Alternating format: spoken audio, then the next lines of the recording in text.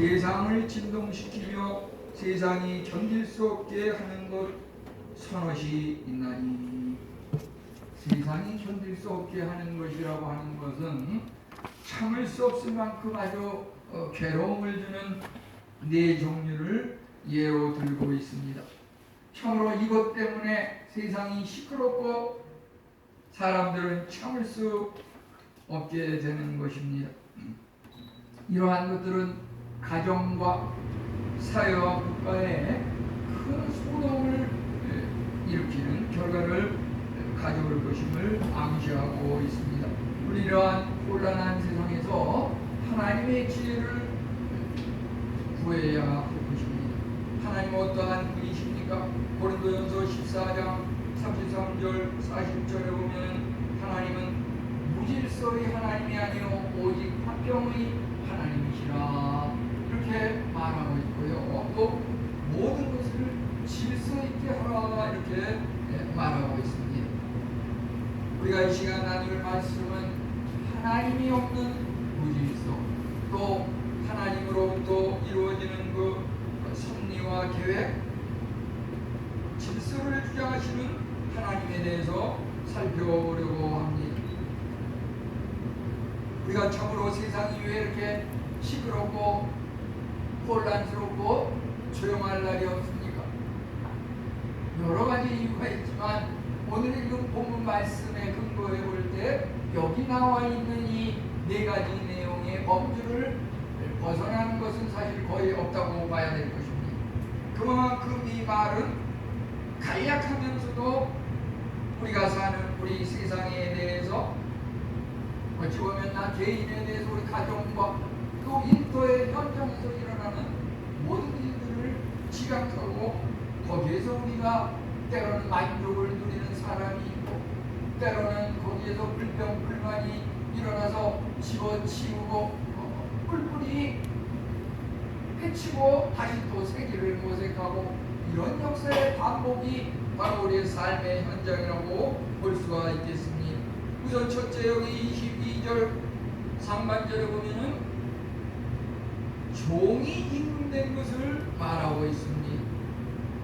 종이면 종인데 어떻게 그 종이 극과 극의 그 위치인 종이 임금이 될 수가 있는가? 그것을 볼 때 참으로 어처구니가 없고 세상이 뭔가 불공평하고 무질서하다고 이렇게 불평을 하고 짜증을 낼 수가 있다고 하는 것입니다. 무례하고 오만한 종이 권력을 잡고 전혀 자격이 없는 사람이 나라를 통치하고 이끌어간다고 하면 사회는 무질서해질 수밖에 없습니다. 우리가 참으로 지난달에 그 한국전쟁, 6.25 전쟁 그 기념일을 지냈는데 한국전쟁 당시에 그 북한군이 남한에 쳐들어와서 그 남한의 일부 지역을 점차 점령하는 그 과정에서 어떠한 일이 있었냐 하면은 그 인민군이 완장을 갖다가 남한의 그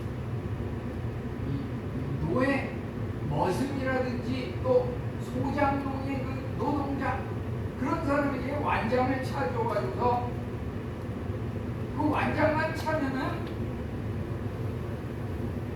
그 전까지 아무리 무슨 주인이고 사장이고 심지어 제자가 스승을 향해서도 아주 반동이라고 내몰면서 권력을 행사하고 마음대로 그 행사를 했던 적이 있었습니다. 평소 참으로 눌려서 지내기만 했던 그 종과 그 노예들이 때를 만난 듯이 사장님 동물에 스승 동물에 안동이요 당신 당장 감옥에 쳐넣겠어 이런 식으로 해가지고 머슴이었던 사람에게 그 인민군이 완장을 차려가지고서 남한에서 그동안 행세를 하던 지도자들을 말이죠, 전부 반동으로 몰아넣고 나라를 혼란시켰던 이러한 일들이 있었습니다. 물론 일제시대 때에도 그러한 유사한 일이 역사적으로 기록으로 전해 내려오고 있습니다. 참으로 세상이 인격이 제대로 갖춰지지 않고 권력의 굶주린 자가 왕이 될 경우에 세상은 참으로 혼란스러울 수밖에 없습니다. 역사적으로 2차 대전 당시에 히틀러라든지 그 독일의 나치 당원들은 유대인들에 대해서 잔혹한 대학살을 저질렀는데 무려 약 600만 명에 이르는 유대인들이 히틀러와 그 나치당에 의해서 학살당하였던 그러한 기록이 있습니다. 참으로 사회는 어지럽고 질서가 파괴되고 무질서한 그러한 상황들, 그것은 하나님이 없는 무질서의 대표적인 예라고 볼 수가 있겠습니다. 이제 그 30장 22절 하반절에 보면요, 미련한 자가 음식으로 배부르는 것,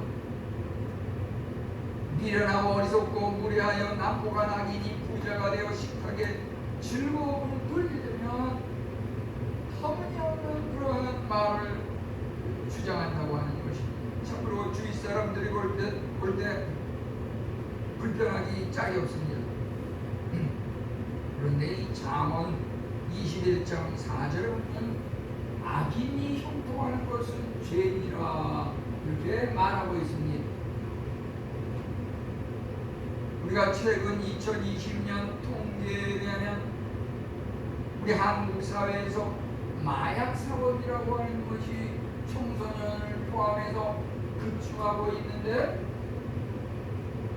그들이 그 마약을 하는 그 원인을 보게 되면 자극을 추구하는 그러한 불의와 위험한 상황을 도피하려는 그 위험 회피형 그러한 것들이 주류를 이루는 원인이라고 합니다.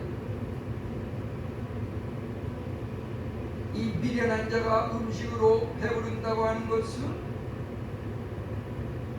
아무런 노동의 수고도 없이 그냥 일확천금하여서 떵떵거리는 그런 사람들의 부류를 말하고 있습니다. 성경은 말하기를 창세기 3장 19절에 얼굴에 땀을 흘려야 먹을 것을 먹으리니, 이것은 인류의 조상 아담이 죄를 범하고 하나님께 불순종함으로 말미암아 하나님께서 인간에게 심판을 내리셔서 우리 인간으로 하여금 땀을 흘리고 수고하여야 삶을 누릴 수 있도록, 우리가 무노동은 무임금이다 이런 말로 요약할 수 있겠습니다. 이 노동이라고 하는 것은 이제 아담의 죄 이후에 하나님의 명령이라고 볼 수가 있겠습니다. 일하지 않고 누리는 것은 사회를 무질서하게 하고 극단적인 이기주의, 어지러운 세상을 만드는 주범이라고 하는 것입니다. 이제 23절 상반절에 보면은 미움받는 여자가 시집간 것, 이것을 말하고 있습니다.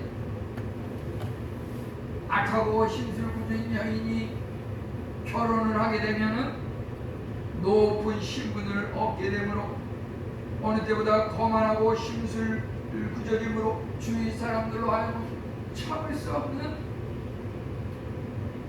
그런 불평과 손가락질을 받게 되는 경우가 있겠습니다. 바울 사도의 그 결혼과는 고린도전서 7장 38절에 말하기를 결혼하는 것도 좋거니와 결혼하지 않는 것은 더 좋은 것이다 이렇게 말하고 있습니다. 그것은 왜 바울 사도가 그렇게 말했냐면 주님의 일을 하다가 결혼이 늦어지고 지체되는 그러한 경우도 많기 때문이라고 하는 것입니다. 예를 들어서 우리가 어른들이 젊은 세대를 대할 때 때가 되면 빨리빨리 결혼해야지, 결혼을 일찍 하는 사람은 똑똑한 사람이고 결혼이 늦어지면 뭔가 모자란 사람이고, 이런 식으로 우리가 속단을 하고 자녀들을 갖다가 너무 이렇게 재촉을 하거나 불편하게 하는 그러한 일도 성경적으로 잘못됐다고 하는 것입니다. 이제 23절 하반절에 보면 여종이 주모를 이룬 것에 대해서 말하고 있습니다.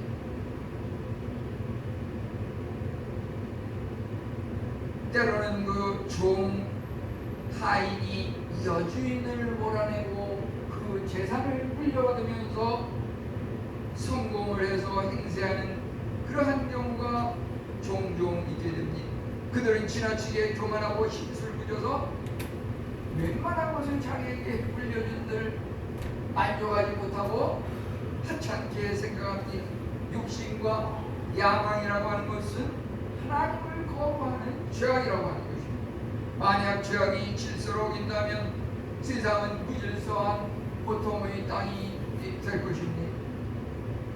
모든 무질서는 하나님이 없는 세상에서 일어나는 것일진데, 하나님께서는 우주 만물을 창조하시고 구원에 이르도록 하기 위해서 지금 이 시간도 섭리와 개혁 가운데 질서 있게 모든 사회 단체 국가 세계를 운영하고 계신다고 하는 것입니다. 우리는 그러한 일을 하나님이 함께 하신 요셉에게서 볼 수가 있겠습니다. 똑같이 종이 이끌된 것이지만은 그 인민군의 앞자리가 돼서 완장을 차고 임금 왕 상전 노릇을 한 그러한 노릇이랑은 조금 차원이 다릅니다. 요셉도 물론 형들의 시기 질투에 의해서 아랍 상인에게 노예로 팔려가서 종의 그러한 신분으로다가 바로 왕의 그 신하 시위대장 보디발 가정에서 일을 하는 그러한 시기가 있었습니다. 그 보디발 장군의 그 가정에서 일을 하다가 그 아내의 그 모함에 빠져가지고 성범죄의 도벽을 뒤집어 씌워서 옥에 갇히지 않았습니까? 종으로서 또 옥에 갇히는 죄수로서 이러한 길을 걸었지만은 그러한 것이 모두 하나님께서 얘기하신 그런 섭리와 계획 가운데 있었던 것은 그가 종으로 들어간 그 집이 바로 왕의 신하인 그 보디발 장군의 집이었던 것도 신기하거니와, 그가 또 성범죄의 누명을 쓰고 감옥에 들어갔는데 그 감옥에 같은 그 감옥에 있는 죄수 중에서 바로 왕의 술관원이라고 하는 것은 그 왕의 그 음식이라든지 이런 것들을 주장을 해서 그것을 공부하는 그러한 일을 맡고 있는 그런 요리사라고 할 수가 있겠는데, 하필 그 바로 왕의 술관원을 옥에서 또 만나가지고 그 술관원이 꿈을 꿔가지고서 고민하고 이게 무슨 꿈인가 고민하고 있었는데, 요셉이 얼마 지나면 당신이 이제 옥에서 희명을 먹고 왕궁에 다시 복직할 겁니다, 이런 꿈의 해석을 해주니까 이 술관원이 이제 나중에 다시 애국왕 바로의 그 궁전에 복직한 다음에 하루는 그 바로왕이 꿈으로 인해서 상당히 고민을 많이 하고 있을 때 이 술관원이 옥에 있을 때 자기가 그 꿈으로 인해서 이게 무슨 꿈인지 고민할 때 그 꿈을 해석해준 요셉을 기억하고서 이제 애국왕에게 그 요셉을 추천하지 않았습니까? 그래서 그 요셉이 애국왕 앞에 나가서 왕께서 지금 꾸신 그 꿈은 7년 풍년이 때 7년 흉년을 대비하면 나라가 힘들고 어려울 때도 그것을 극복할 수 있을 것입니다. 이런 꿈 해석을 통해서 바로왕이 이제 요셉을 신임하고 실제 그러한 일이 벌어졌을 때 요셉을 국무총리에 앉히지 않았습니까?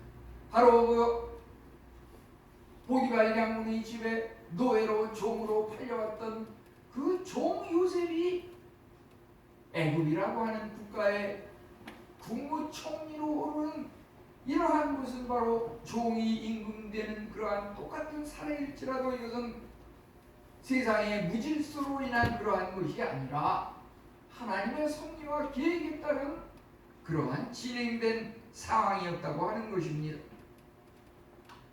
우리는 자칫 이웃과의 관계에 있어서 그 사람의 어떤 외모와 현재 지식 또는 그 사람의 지위 이런 것을 가지고서 그 사람의 모든 것을 평가하기가 쉽습니다. 그렇지만 하나님께서 섭리하시고 계획하시고 함께 하시는 자는 현재 당장 무일 뿐이고 아무거 가진 것 없고 지위가 사회적으로 얕을지라도 하나님께서 무궁무진하게 예비하시고 귀하게 사용하신다고 하는 것입니다. 우리는 사람과의 대면에 있어서 영적 분별력을 가지고 그의 미래를 바라볼 수 있는 통찰력이 필요하다고 하겠습니다. 이 하나님의 섭리와 계획이라고 하는 것은 또 우리가 삶을 살면서 인간의 어떤 정에 이끌기보다 하나님의 법칙을 더 중요시하고 따라야 한다고 하는 것입니다.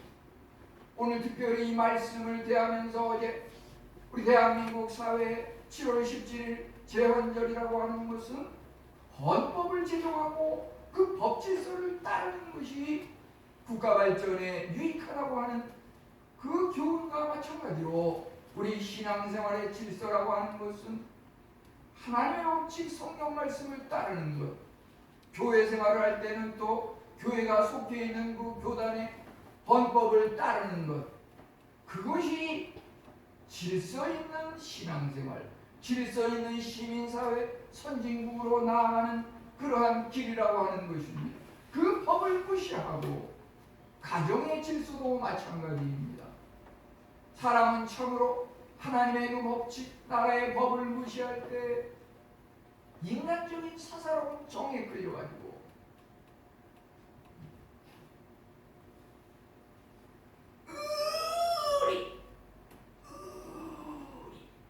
그 의리를 외치는 그 사람도 이상하게 기독교인이더라고요. 그 남자 청년. 네, 그 의리도 중요하지만 하나님의 법칙이 더 중요하다고 하는 것입니다. 인간의 정보다 하나님의 법칙이 우선입니다. 우리는 성경에서 보면은 그 야곱 그의 일생 중에서 그가 결혼을 할 때 라반의 집에 가서 그 라반의 두 딸 중에서 동생 라헬이 외모가 더 아름답고 춘수해서 조금 미운 그 언니 레아보다는 라헬을 더 사랑하고 라헬과 결혼하기를 원했었습니다. 그런데 그 야곱의 기대와는 달리 레아를 아내로 맞이하는 그러한 일이 있지 않았습니까? 야곱은 끝까지 레아를 더 레아보다는 라헬 동생을 더 사랑했기 때문에 7년도 노동을 하면서 끝내는 그 라헬까지 이렇게 아내로 맞았는데요.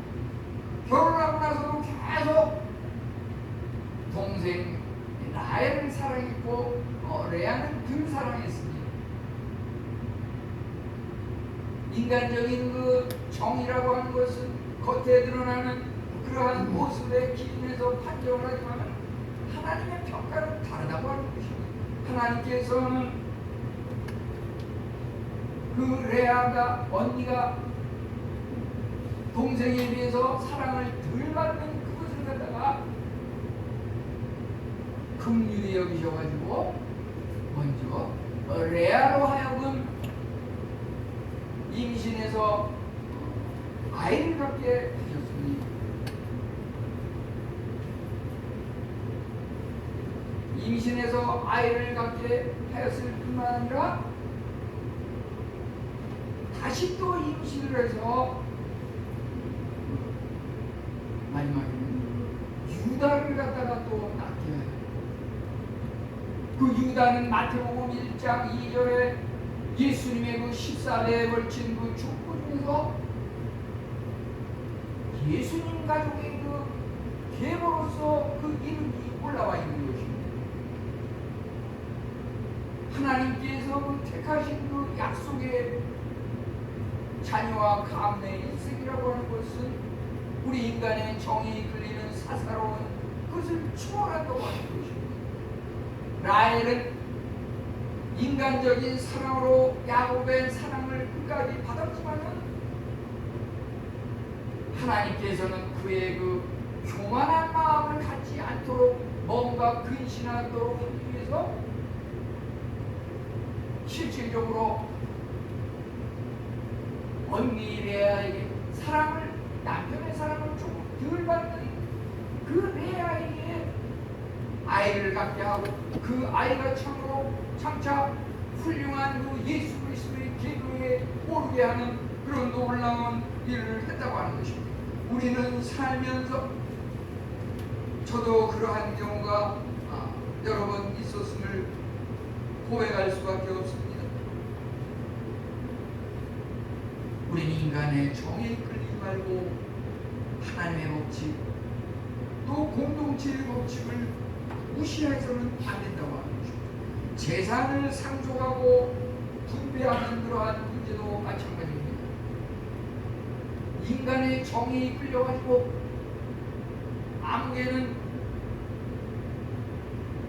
둘째이고 셋째이지만은 어떤 국가의 그 장녀에게 주어지는 그러한 것들을 갖다가 무시하고 더 나에게 잘해준 그런 사람에게 재산을 더 물려주려고 합니다. 그 인간이기 때문에 그럴 수밖에 없는데요. 그러한 부분들도 성경에는 말하기를 신명기 21장 15, 16절에 미움을 받는 자의 아들이 장자이면 그 사랑을 받는 자의 아들을 장자로 삼아서 참장자 곧 미움을 받는 자의 아들보다 앞세우지 말라고 하였습니다. 아무리 미워도 장자는 장자이고 장자에게 생명을 물려줘야지 그 맏아들이 믿고 그 작은 아들이 더 사랑스럽다고 그 사랑받는 자의 아들을 장자로 삼아가지고 그에게 재산을 더 많이 상속하는 것은 성경 말씀에 어긋난다고 하는 것입니다. 아비의 편견과 편애로 인해서 장자에 마땅한 권리를 다른 아들에게 돌릴 수 없다고 하는 것이 말씀의 의지입니다. 우리는 살면서 자칫 인간적인 정이 끌려 고양이 같으니까 타협과 지연에 의해서 국가적인 헌법과 하나님의 말씀의 법을 무시하기가 쉽습니다. 교회도 소속교단의 헌법을 따라야 하는 것입니다. 이제 육체의 자녀와 약속의 자녀에 대한 것이 하나님의 섭리와 계획 가운데 이루어지는 것을 우리는 보게 됩니다. 아브라함의 아내 사라에게서 난 이삭과 또 여종이었던 하갈에게서 난 이스마엘, 그 이삭과 이스마엘 사이의 그들의 관계와 그들의 미래로 또한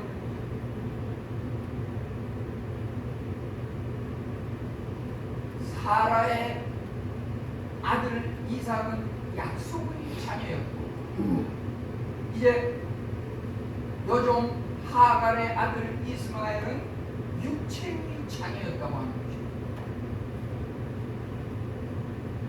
육체의 자녀는 자녀이기는 하지만은 약속을 받을 수는 없는 우리 인간적으로 생각하면 불공평하고 뭔가 잘못된 것 같지만은 우리 인간적인 정과 우리 인간적인 그러한 사고방식에 의한 것과 하나님의 계획과 섭리와 약속에 그 만들어 가시는 질서라고 하는 것은 조금 차이가 있다고 하는 것입니다. 약속의 자녀 이삭은 땅을 받았습니다. 그렇지만 육체의 자녀 이스마엘은 약속을 받지 못하였습니다. 이것이 오늘날 이슬람 교도들과 또 기독교 간의 어떤 아직까지도 해결되지 않은 그러한 갈등이 이어지고 있는 그러한 면도 있는데요. 육체의 자녀와 약속의 자녀라고 하는 것. 갈라디아 4장 28절 29절은 말하기를 육체를 따라난 자가 성령을 따라난 자를 박해하거니와 육체의 자녀는 항상 끊임없이 성령으로 난 자녀들을 박해하고 대적하고 몰아내려고 한다고 하는 것입니다. 우리 초기 이 아브라함 가족의 역사는 아브라함 가족에서 육체의 자녀 이스마엘은 쫓겨나가고 여종 하갈은 쫓겨나가고 그 가정에 약속의 아내 사라 또 그의 아들 이삭은 약속의 자녀로서 땅과 복의 통로로서 많은 은혜를 약속받고 하나님의 섭리와 계획 가운데 이루어져 나갔다고 하는 것입니다. 이 초기 아브라함 가족의 역사는 오늘날 우리 가족과 교회에도 적용되고 있습니다. 육체의 자녀와 약속의 자녀를 분리한다고 하는 것은 우리가 생각할 때 참으로 가혹하고 이해가 되지 않는 그러한 부분들이 있지만 어디까지나 하나님의 약속의 근거한 섭리와 계획이라고 하는 것입니다. 우리는 이 시간 질문해야 할 것입니다. 각자 우리 가정에서 어버이 된 분들의 입장에서는 내 자녀가 과연 내 자녀 중에서 아무개가 나의 육체의 자녀인가 하나님의 육체의 자녀에 불과한가 아니면 나의 자녀가 약속의 자녀인가 그것을 한번 점검해 볼 필요가 있습니다. 우리 자녀된 분들은 또 부모님들에 대해서 한번 이 시간 점검해 봅시다. 나는 과연 하나님께서 맺어주신 이 가정에 부모님의 육체의 자녀에 불과한가 아니면 육체의 자녀일 뿐 아니라 약속의 자녀일까? 쉽게 얘기하면 말이죠. 믿음의 어떤 신앙의 대물림 믿음을 대물림하면 그것은 약속의 자녀가 된다고 볼 수가 있겠죠. 쉽게 얘기하면 혈육은 같은데 그 부모님의 신앙이 전수가 제대로 안 되게 되면 약속의 자녀가 끊기고 육체의 자녀에 불과하다고 하는 것입니다. 내가 그 신앙을 열심히 하나님을 믿고 한들 자녀는 우리 신앙의 거울입니다. 내가 과연 하나님을 올바로 믿고 있는 구원의 약속의 자녀인가? 나를 통한 그 약속의 씨앗이 자녀에게 약속의 씨앗으로 생명력 있게 그 가치를 살아가야 한다고 하는 것입니다. 하나님의 섭리와 계획은 이와 같이 약속의 자녀들을 통해서 이어가는 것을 보게 됩니다. 이제 하나님께서 질서를 주장하시는 이러한 면을 한번 앞에 나오는 그 무질서한 하나님을 모르는 무질서한 세대, 그 가운데서도 면면이 흐르는 하나님의 섭리와 계획, 이것이 합쳐져서 과연 하나님께서 어떻게 창조하신 그 세상을 어떻게 질서 있게 만들어 가시는지 그것을 한번 살펴보기로 하겠습니다. 우선 우리 모든 믿음의 성도는 종으로부터 왕으로 신분이 상승된 사람이라고 하는 것입니다. 성경이 때로는 어렵습니다. 저는 최근에 몇몇 성도님들로부터 도대체 목사님 그 설교 말씀은 무슨 말인지 모르겠습니다. 이해가 안 됩니다. 집중해서 들으시기 바랍니다. 주님께서 많은 비유를 통하여서 깨달을 수 있는 사람만 깨닫게 하시고 들을 게 있는 사람은 들으라. 똑같은 종이 임금된 것이 우리를 혼란스럽게 하고 무질서한 이러한 것이라고 우리가 오늘 세 구절 말씀 중에서 앞에서 그것을 보았습니다. 그런데 똑같이 종이 임금되는 것인데 무질서한 것이 아니라 질서 중에서 질서라고 하는 것입니다. 그것이 우리 믿는 성도에게는, 우리 성도들은 말이죠, 예수님을 믿기 전에는 종이었습니다. 세상이 종이었습니다. 마귀 사탄의 종이었습니다. 이스라엘 역사를 보면 애굽의 종이었습니다. 이제 하나님께서 애굽의 종되었던 이스라엘 백성을 해방시켜서 출애굽시켰듯이 세상에서 하나님을 모르는 불신 세상에서 살았던 세상의 노예, 마귀 사탄의 노예였던 우리들을 이제 세상에서 건지셔서 택하셔서 하나님을 믿음으로 하나님의 자녀가 되게 하셨습니다. 그리스도와의 연합을 통해서 그리스도께서 왕으로 통치하시는 그 그리스도와의 연합을 통해서 이제 하나님을 믿는 우리 성도들은 하나님을 믿기 전에 종이었지만 하나님을 믿음으로 하나님의 자녀가 되고 하나님의 모든 것의 상속자가 되고 그 모든 것을 물려받음으로 그리스도와 연합하여서 우리는 왕이요 제사장이 되었습니다. 우리 예수님을 믿는 사람은 얼마나 놀라운 종의 신분에서 진정 왕의 신분으로 우리를 변화시키고 우리의 신분을 상승시키셨습니다. 세상에 이렇게 놀라운 일이 어디 있을 수 있겠습니까? 그리스도는 왕인 동시에 제사장입니다.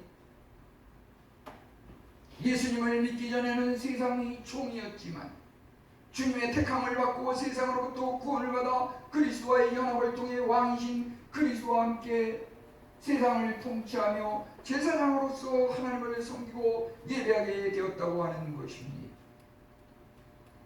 우리는 여기서 질서를 주장하시는 하나님으로 말미암아 교회의 부흥이 이루어지지 않을 수 없는 그러한 흐름 속에 있다고 하는 것입니다. 교회의 부흥은 믿음의 조상 만국의 아버지를 뜻하는 그 아브라함에서 아브라함으로 이렇게 이름이 바뀌었는데 그 아브라함이라고 하는 것은 만국의 아버지,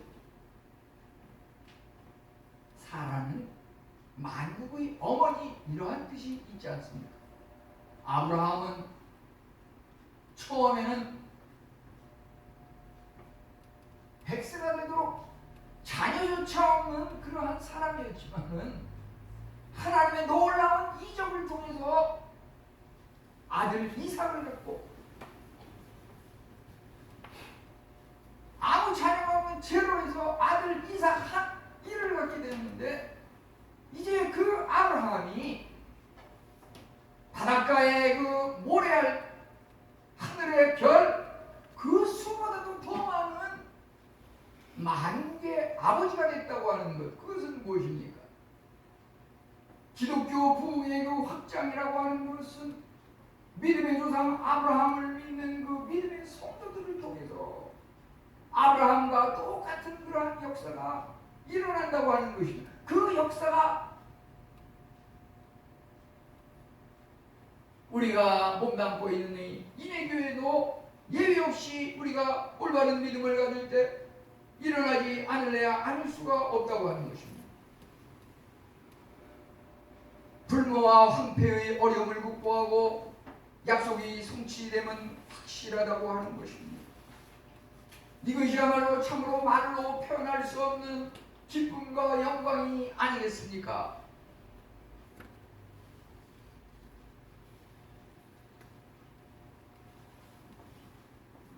전혀 이해가 안 되십니까? 우리 이것이야말로 표현할 수 없는 기쁨의 근원이라고 믿으십니까? 아멘. 우리가 하나님을 믿을 때 참으로 우리에게 말할 수 없는 황폐와 불모와 암흑과 같은 그런 침체된 상황을 겪을 수도 있습니다. 그렇지만 하나님께서 그대로 방치하지 아니하시고 때마다, 때로는 종교개혁자 루터를 통하여서, 때로는 웨슬리를 통하여서, 때로는 화이트 필드를 통하여서, 이러한 종교개혁자들을 통하여서 다시 한번 교회는 부흥하고 일어났던 것입니다. 우리 인간적으로 보면은 지상적인 교회는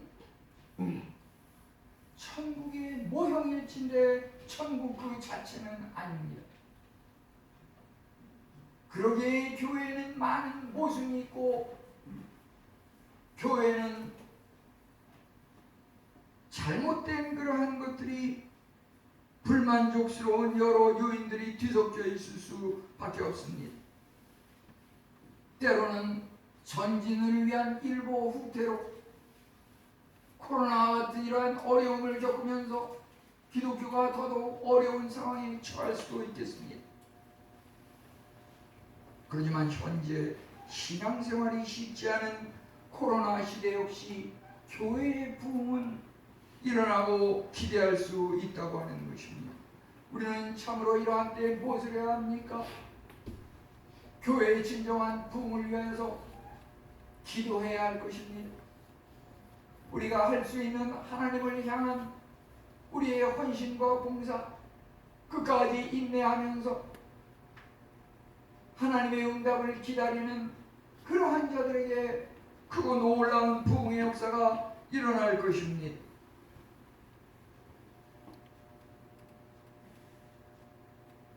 그 부흥이라고 하는 것은 어떤 눈에 보이는 교회 건물 크고 작은 그 교회의 부흥도 있거니와, 너희가 하나님의 성전인 곳과 하나님의 성령이 너 안에 거하는 것을 알지 못하느냐. 우리 개개인 나 한 사람 한 사람이 부흥을 일으킬 수 있다고 하는 것입니다. 그것이 포함되는 것입니다. 이제 마지막으로 질서는 하나님께서 만드는 것이므로 우리는 질서를 존중해야 한다고 하는 것입니다. 신세대의 그 다양한 삶의 유형 중에서 욜로라고 하는 것이, 욜로족 들어보셨습니까?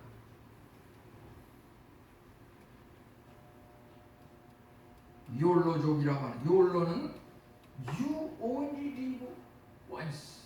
그래서 거기에 그 첫 머리만 딴 것인데 Y O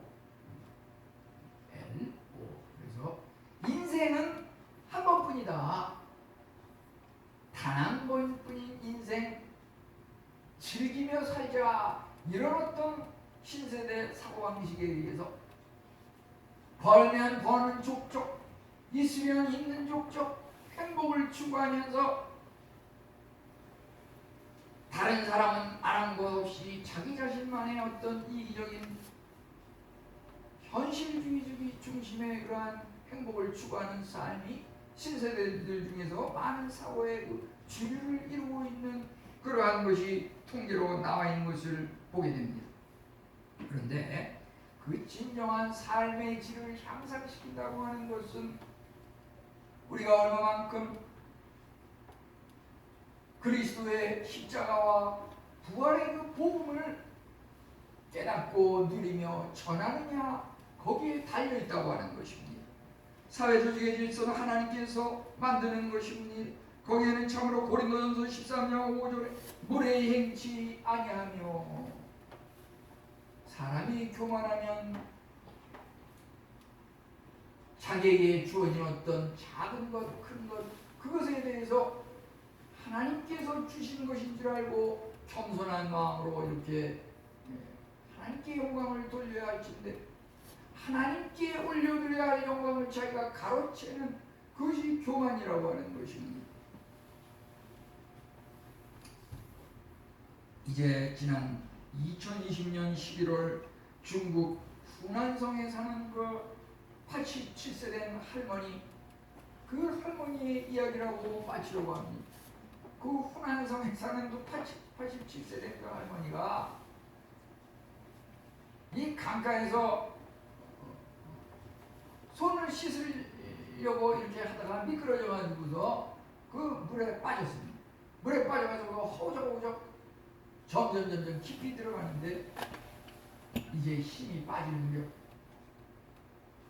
그 할머니는 자기의 몸을 완전히 물에 막힌 채 마치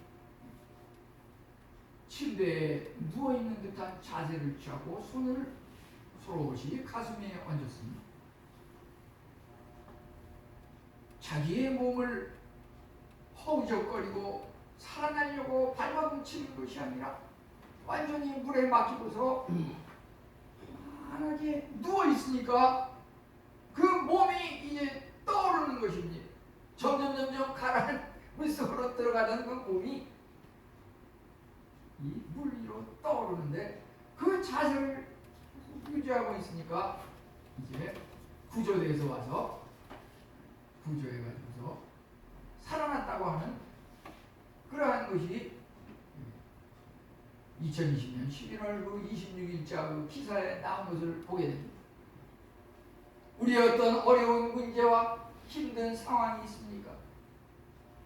내가 그것을 어떻게 해결해 보려고 발버둥치고 어떤 조상, 선배, 족보에 의해서 그것을 해결하는 것도 좋겠지만 그 모든 것을 우리가 하나님께 맡기고 하나님께서 우리로 하여금 성경 말씀을 통해서 그 율법을 통해서 우리 성도들이 마땅히 질서 있게 살아가는 그 방법을 제시하는 그 하나님의 말씀에 순종하여 살아가는 그 삶이야말로 우리가 어제 지언절을 지내면서 국민의 한 사람으로서 국가의 국민의 도리를 다하는 것과 마찬가지로 우리 신앙인은 성경 말씀을 하나의 법칙으로 순종하며 살아갈 때 하나님께서 내 안에 우리의 미래를 질서 있게 섭리와 계획 가운데 세상의 길로 약속하신 바대로 인도하신다고 하는 것입니다. 이 크고 놀라운 은혜가 우리 성도님들에게 모두 함께 하심으로 말미암아 질서 있는 하나님, 그 하나님께 영광을 돌리는 우리 성도님들이 다 되시기를 축원합니다. 네, 감사합니다. 우리 이 시간 기도드리겠습니다. 하나님 감사합니다. 우리 여러 가지